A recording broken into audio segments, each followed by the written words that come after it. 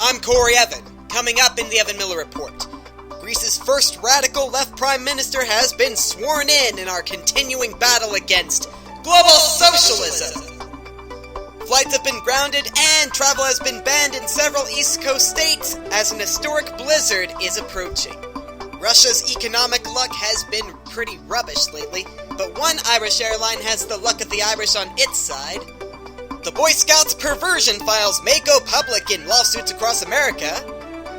And apparently in France, it's illegal to name your kid after fruits or nut butter spread.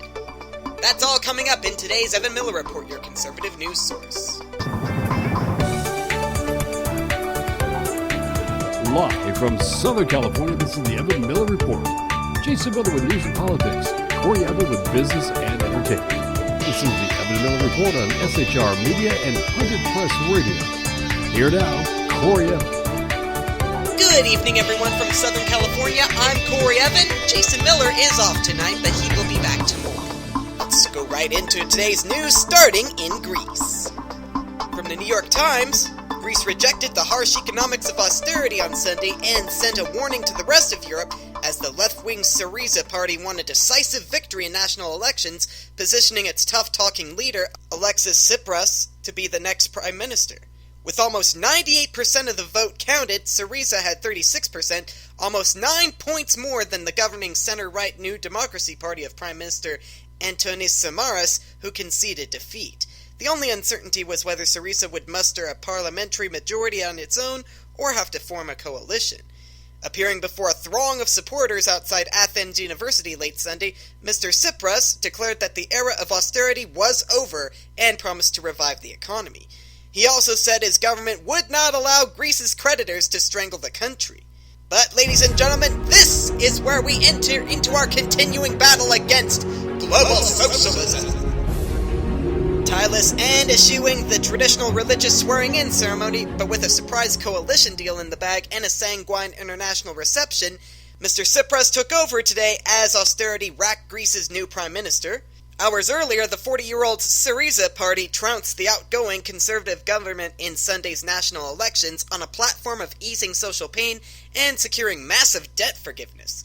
Although Syriza fell tantalizingly short of a governing majority in the 300-seat parliament, Tsipras moved quickly today to secure the support of 13 lawmakers from the small right-wing populist independent Greeks party, raising his total to 162. Initial reactions from international markets and officials from Greece's bailout creditors were markedly unflustered.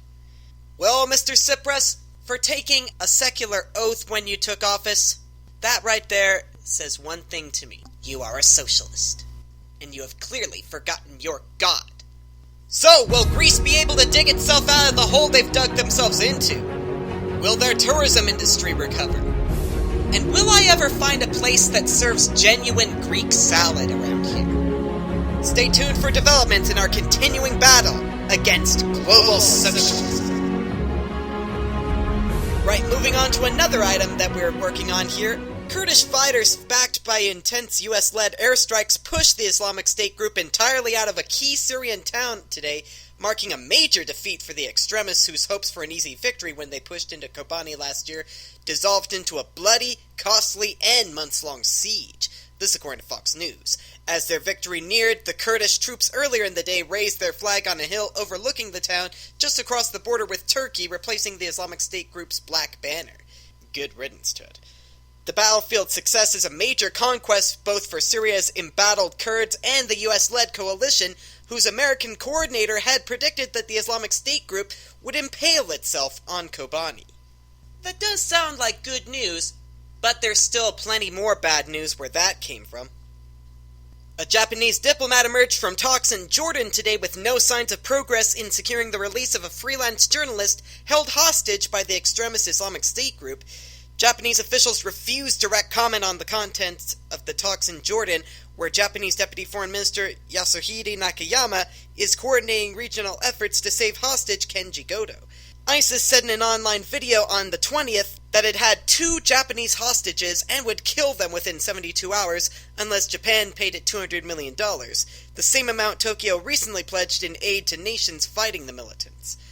Over the weekend, a new, unverified video showed a still photo of Goto, a 47-year-old journalist, holding a picture of what appears to be the body of fellow hostage Haruna Yokawa. It included a recording of a voice claiming to be Goto, saying his captors now want the release of a prisoner held in Jordan instead of a ransom. Asked if the latest demand makes the situation more complex, Chief Japanese government spokesman Yoshihide Suga avoided a straight answer, but he said, naturally, Jordan has its own thoughts.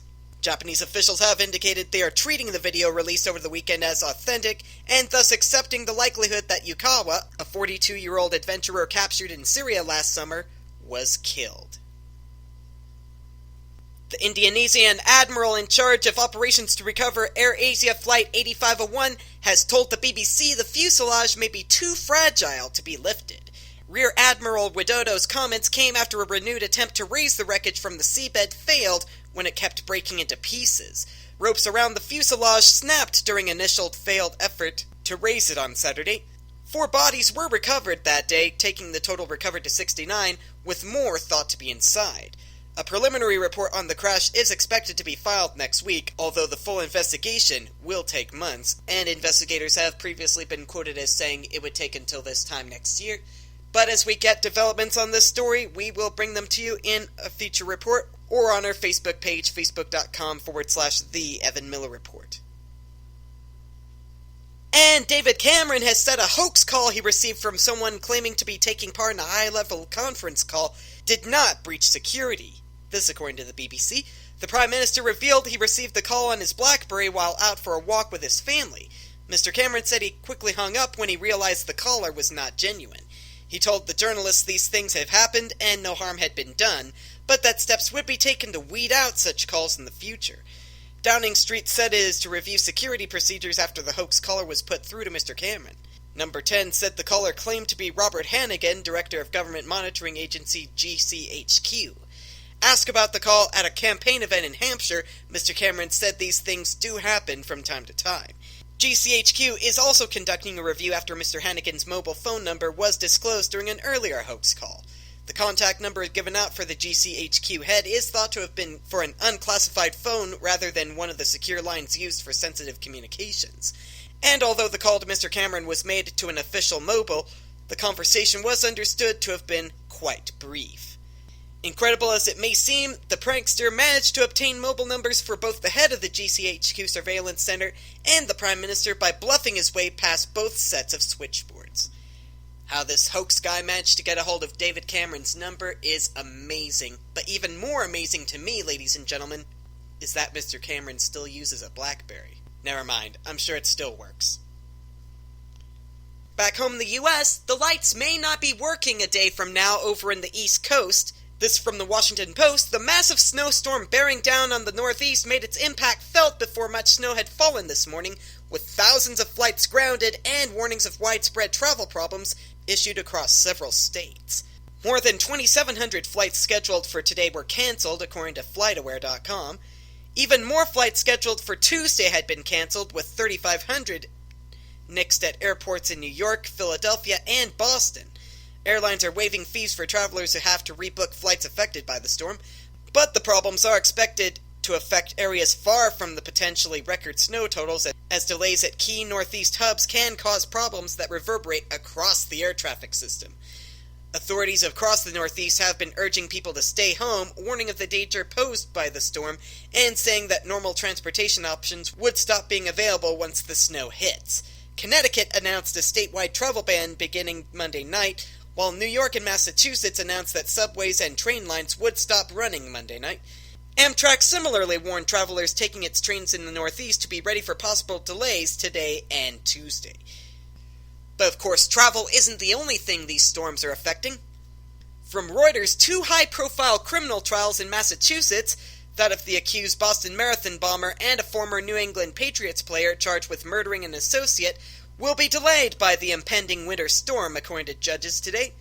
Jury selection in the trial of accused marathon bomber Jazokar Sarnaev, which began its 4th week today, will be suspended tomorrow and possibly Wednesday, according to U.S. District Judge George O'Toole, citing the storm, which is forecast to bring up to 30 inches of snow to the Boston area. Jury selection in that case has already taken longer than O'Toole initially expected, as it has proven difficult to find jurors who are open-minded about the guilt of Tsarnaev, who is accused of killing 3 people and injuring 264 in the April 15, 2013 attack. He could face the death penalty if convicted, although the death penalty is unpopular in Massachusetts. South of Boston in Fall River, Massachusetts, a Superior Court judge said opening statements in the murder trial of former NFL star Aaron Hernandez, which had been scheduled for tomorrow, would now take place on Thursday, also due to the said store. Hernandez is charged with fatally shooting semi-pro football player Odin Lloyd near his home in June 2013.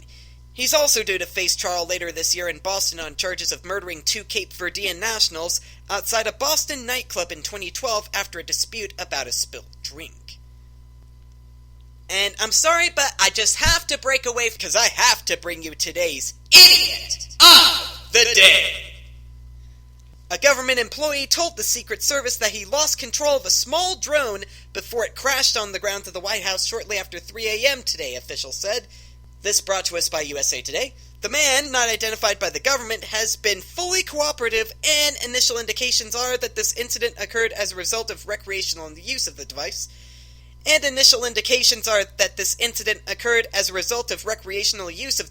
Secret Service said in a written statement.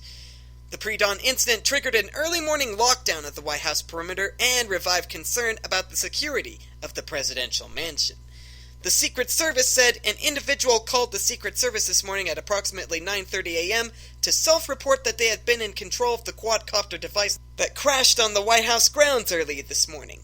Investigators believe the man was flying the drone, a 2-foot quadcopter weighing only a few pounds, for recreational purposes, but may refer the matter to the U.S. Attorney's Office, said a government official, speaking on condition of anonymity because the matter is still under investigation. The drone didn't have a camera on it, officials said. The service said this investigation continues as the Secret Service conducts corroborative interviews, forensic examinations, and reviews all other investigative leads. The man is a government official, but does not work at the White House, said a third official briefed on the incident. Officials didn't address why someone might be out at 3 a.m. operating a drone in Washington. But of course, this didn't actually affect the President and First Lady Michelle Obama. They're in India, and officials said no one at the White House were in danger. Well, whoever this guy is who was flying the drone, yeah, flying it at 3 a.m., bad idea, my friend. You're just asking for trouble. Stay tuned to the Evan Miller Report for more Idiots of the Day, and be sure to send us your Idiot of the Day on Facebook.com/The Evan Miller Report, or tweet it to us at EM Radio Report. And now, I'm sure you know that we here at the Evan Miller Report are not fans of Piers Morgan, and we like to make gaffes at him, especially after CNN decided to say goodbye to him, finally getting rid of that British dictator, if you will. But one question that's always been on my mind is, what happened to that awesome backdrop? Well, obviously it wasn't reused at CNN Tonight. They decided to go cheap with that. But when the TV tech students at Fallbrook High School here in California sat down to do the morning news this week, they found themselves in unfamiliar territory. Their new set looked nothing like the old, and that's because it came from Piers Morgan. Fallbrook High School alumnus Ryan Promack had orchestrated the set's donation and then installed it under the cover of the holiday weekend, the latest in a series of major upgrades that Promack has brought home since building a career in TV production. Promack has worked as a freelance editor and studio engineer for CNN and a number of corporate productions for a decade, and has spent almost the same amount of time overhauling his old high school studio where he'd fallen in love with TV years before. In addition to scouring eBay for bargains on secondhand camera and sound equipment that was outdated by industry standards but revolutionary for a high school program, especially since the program was using 35-year-old analog cameras. Apparently, Piers Morgan had several copies of his CNN set made so that he could go to places like LA and interview his guests there without having to take them to New York with him. Not that they could put up with flying to New York with Piers Morgan. But the LA set has apparently sat idle since Piers Morgan got cancelled last March, and it apparently was not in the way until headline news broadcaster Dr. Drew decided to expand his set to make way for live audiences. Promack knows the senior director of engineering and operations at the LA studio, and when he heard the Piers Morgan set was being removed, he approached the man with his little hometown high school in mind. In a nutshell, Promack asked the director if he could take the set with him to Fallbrook High School, and the director said, yeah. Then he called in a few favors with friends of his with a big rental truck, and then they dismantled the set, put it in the truck, and drove it down, and then on Sunday, they all set it up at the high school. Odds are that Pierce will never set foot in Fallbrook High School, and I personally will send out a drone if he ever does attempt to go near that school. Wipeout! But his old set will live out its useful life there. And the morning news, I'm sure all the kids were like, whoa! What the heck? That's cool! At least I would be. And on that note, I think I better take a break because I'm getting ahead of myself, ladies and gentlemen. But when we come back, in business, Russia's credit line is going down, down, down. How far down? You'll find out. In addition to the Boy Scout perversion files potentially going public, Nevada has signed on to the lawsuit challenging Obama's action on immigration. Plus, French families gonna have to come up with new names for their daughters after being told that the names they picked out are illegal. You're listening to the Evan Miller Report, ladies and gentlemen. Take 2 minutes, go get a cookie, and come on back. You're listening to SHR Media.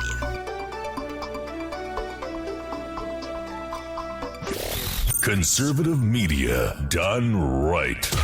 You're listening to the SHR Media Network. How you doing? John Grant here.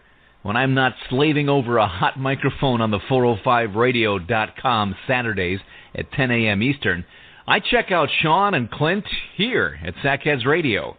We all appreciate the best political bloggers, writers, and commentators. We either get them on our shows or we make fun of them, as it should be. So check us out live Saturdays at 10 a.m. Eastern or forever on the podcasts on the 405radio.com.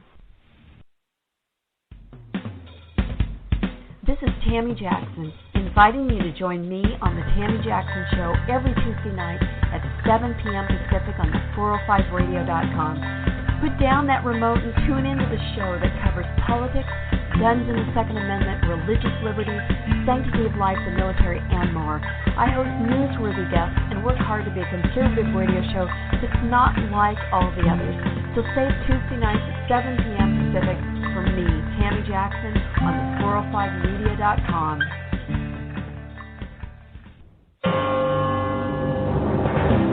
Hello, I'm Paul, a student at Hillsdale College.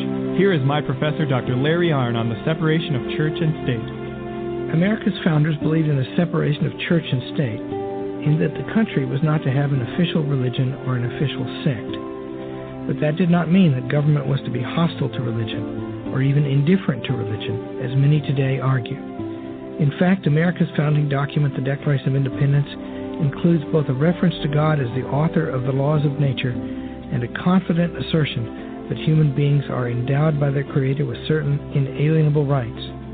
Far from being hostile or indifferent to religion, America's founders understood the theology of the Declaration to be an essential part of the education of citizens. This Constitution Minute was brought to you by Hillsdale College.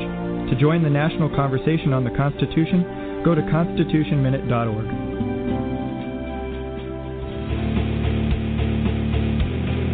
Hi, this is Rooster from Outcry Radio. Catch me here on Blog Talk Radio every Saturday night at 11 p.m. Eastern Standard Time. Or follow my blog. Now, back to the Sackheads. Conservative media done right. You're listening to the SHR Media. You can tell it's Monday when the stock market is feeling rather blah. I'm Corey Evan. This is the Evan Miller Report Business Report. The Dow is up only 6 points at 17,678. The Nasdaq's up 13 points to be the winner of the day at 47.71, and the S&P 500 up 5 at 20.57. According to Bloomberg, crude oil fell to the lowest in almost 6 years after OPEC Secretary General Abdallah El-Badri said that there was about 1.5 million barrels a day of excess supply. Oil slipped 1% in New York, reversing an intraday gain of 1.8% that followed comments by El-Badri that OPEC is open to talks with outside producers and insufficient investment could push crude prices to $200. A blizzard that may dump 2 feet of snow from New York to Boston bolstered diesel, often traded as a proxy for heating oil. Ratings agency S&P said today that it had cut Russia's sovereign credit rating to BB+, or below investment grade, with a negative outlook, and said Russia's economic growth prospects have weakened. The ruble fell after the news to 67.63 against the dollar, or 5% lower than the previous close on the Moscow exchange. S&P had warned in late December that it could deprive Russia of its investment-grade credit rating as soon as mid-January, following a rapid deterioration of the country's monetary flexibility and a weakening economy. S&P said in a statement that external and fiscal buffers were likely to deteriorate due to rising external pressure and increased government support to the Russian economy. The downgrade from BBB- to BB+ marks the first time in more than 10 years that Russian sovereign debt has been rated below investment grade in what we like to call junk territory. And from the Irish Independent, the board of Aer Lingus has confirmed this morning that it's considering an offer from British Airways owner IAG to buy the Irish airline for €1.36 billion. The Aer Lingus board, headed by Chairman Colm Barrington, said IAG has offered to pay a total of €2.55 per Aer Lingus share. Of that, €2.50 would be paid in cash, and a nickel would be a cash dividend. The latest indicative offer from IAG, which is headed by former Aer Lingus CEO Willie Walsh, values the government's stake at €341 million. It values Ryanair's holding at €405 million, just $2 million less than it paid in total for its Aer Lingus stake. Hootenanny! Sounds like the luck of the Irish is on the side of Aer Lingus. And on that bombshell, I may just book a flight on Aer Lingus one of these times. Take my fiancée there. Depends on how soon we can get passports. Right, that ends our business segment. Thank you for putting up with me, and my wanting to kiss the Blarney Stone.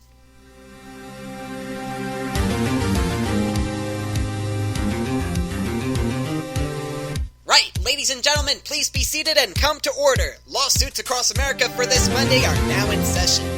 First item on the docket out of Santa Barbara, California from the AP, opening statements have begun in a sex abuse lawsuit against the Boy Scouts of America that could bring years of so-called perversion files into the public eye. The plaintiff's attorney, Tim Hale, told the Santa Barbara, California jury today that the Scouts didn't do enough to educate Scouts about sexual abuse. He said that would have prevented the abuse. Attorneys for the Boy Scouts will deliver their statement later. Hale represents a 20-year-old man who was sexually molested by a volunteer Scout leader in 2007. He's suing the Boy Scouts for negligence and alleges they didn't do enough to educate parents about the dangers of sexual abuse.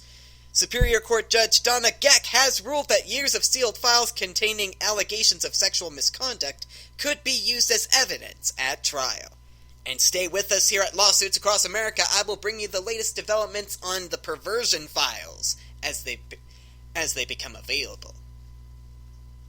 Next up, out of Harrisburg, Pennsylvania, from the Post-Gazette, the fired director of the Office of Open Records and State Senate Republicans filed suit today asking the courts to overturn Governor Tom Wolf's dismissal of the records chief. Mr. Wolf fired Eric Arneson, a former top Senate Republican aide, last week, saying his appointment by Governor Tom Corbett days before Mr. Wolf took office was not transparent. We'll see about that.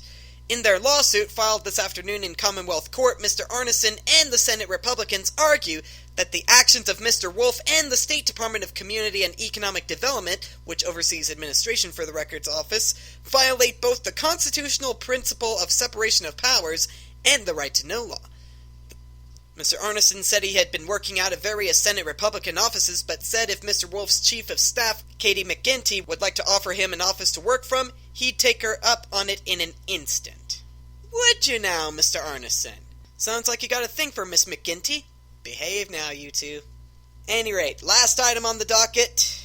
From the Las Vegas Review-Journal, Nevada joined a lawsuit with more than 24 states challenging Obama's executive action on immigration that would protect 5 million undocumented immigrants from deportation, Attorney General Adam Laxalt announced today, saying the president is undermining the rule of law.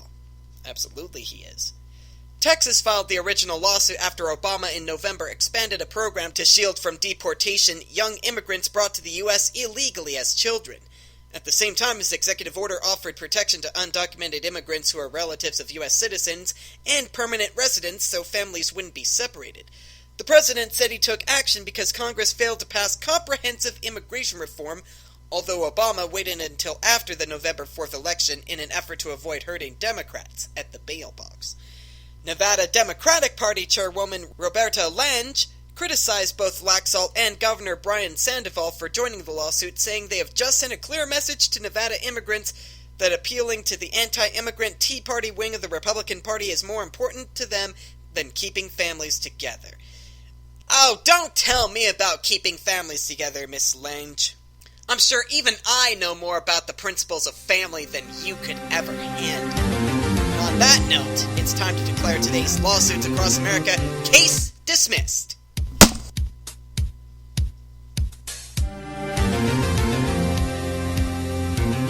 On Tuesday, ladies and gentlemen, you'll get to see Reg and Letterman in the same studio. Regis Philbin is filling in as the host of The Late Late Show Tuesday, and one of his guests will be his old friend David Letterman, star of The Late Show, CBS announced. Philbin is also expected to interview TV personality Martha Stewart. Reg, why do you have to interview her? Ah yes, and CBS sportscaster Tracy Wolfson on the program. Philbin left his own morning show Live with Regis and Kelly in 2011, and Letterman is scheduled to retire from The Late Show May 20th, with Stephen Colbert set to take over his spot. The Late Late Show has relied on a stable of rotating guest hosts in between longtime MC Craig Ferguson's departure last month, and the start of James Corden's stint as new permanent host on March 23rd. And from E! Online, it's safe to say a collective Holy Saf Galifianakis was exclaimed by those who tuned in to the 2015 SAG Awards on Sunday. The 45-year-old actor appeared completely unrecognizable when he arrived at the Shrine Auditorium last night, where the Birdman star showed off a much slimmer appearance, a close-shaven face, and even rocked a man bun. No word yet if Jared Leto approved of his copycat hairstyle. Galifianakis' weight loss is due to his decision to ditch booze nearly 2 years ago, he says. At least that's what he told Conan in 2013. And despite the fact that Zack previously showed off his slimmed-down frame while making the promotional rounds for Birdman, the Hangover star left the internet in a complete state of shock following the ceremony, and it's unclear if Twitter will recover. This past weekend at the box office, American Sniper brought in an additional $64.6 million to hold on to number 1. The Boy Next Door brought in $14.9 million to hold on to second, and The Paddington Bear brought home $12.3 million. But before I leave you tonight, folks, a story from the UK Telegraph out of France. A court in northern France has taken a tough stance towards parents who want to name their babies after chocolate spreads or fruit, overturning two families' decisions to call their daughters Nutella and Fraise. That's French for strawberry for those of you. When one couple in Valenciennes tried to call their child Nutella last September, the shocked registrar immediately informed the local prosecutor, who took the case to court in the northern city. The judge said that giving the child the name of a chocolate spread was against the girl's interests, as it might lead to mockery and unpleasant remarks, La Voix du Nord newspaper reported. The parents didn't turn up at the hearing in November, and in their absence the judge ruled that the girl should be renamed Ella. The same court in Valenciennes made similar arguments in January this year before overturning the decision of another couple to name their child Fraise. The judge said that, in particular, the girl might face derision from people using the uncouth expression "ramène ta fraise," a slang saying that translates as, "Get your over here." Parents opted instead for Fraisine, an elegant name popular in the 19th century. French parents can choose whatever name they want for their offspring, but a registrar will occasionally seek to ban a moniker that might be deemed against the child's interests. But isn't that all just completely arbitrary, ladies and gentlemen? Because what one considers acceptable and perfectly sane, another just says no, because it probably sparks bad memories in their head. But if Jason Miller were on live with us tonight, he might say something along the lines of, one of them is a nutter. And on that bombshell, we end the Evan Miller Report for this Monday, January 26th, 2015. Good night, everyone.